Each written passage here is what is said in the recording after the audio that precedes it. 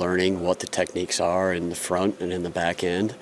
And the major thing we were trying to accomplish was just having a general understanding of how to play football, right? That was my major thing that I wanted to get across to them was how do we play football, how do we understand situations, and just learning the game and then growing from there.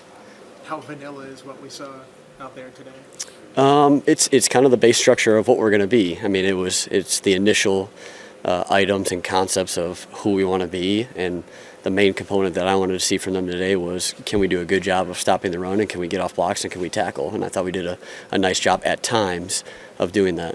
Is there a particular position group you saw make strides throughout the spring?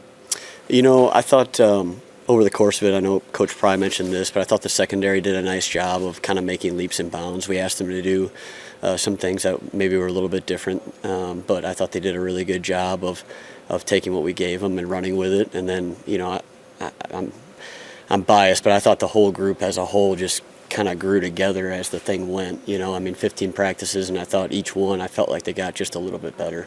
Robert Copeland got one of your MVP or most improved, one of those awards. Yeah. What did you see in his growth?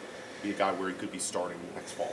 Yeah, he's explosive, number one. He's very explosive. He's violent at the point of attack. He does a really good job of understanding how to lock out opponents. And that was really why he won it. I mean, we tell him all the time that it starts up front, and he really is the one, along with KG, that kind of does that for us.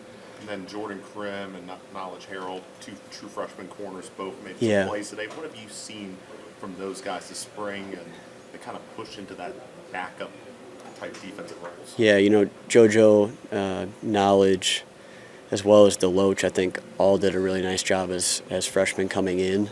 You know, I know Coach Pry mentioned this as well, but they took leaps and bounds. I mean, it was their night and day from where they were from practice 1 to practice 15. I mean, they don't even look like what they first were when they came out there, which is a pretty cool thing to see.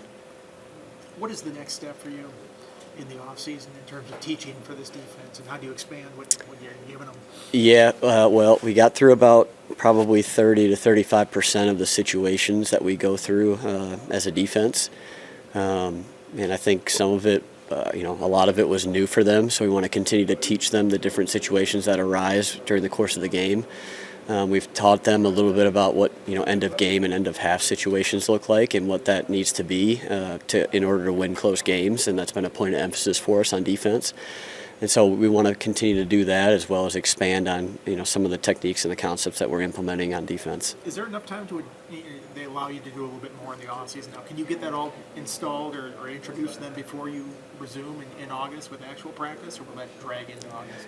I think for the most part we'll probably get through 75-80% of it by the time training camp goes. We kind of built that out over the last week or so to try to see what we can get accomplished before we actually start, you know, training camp in the season.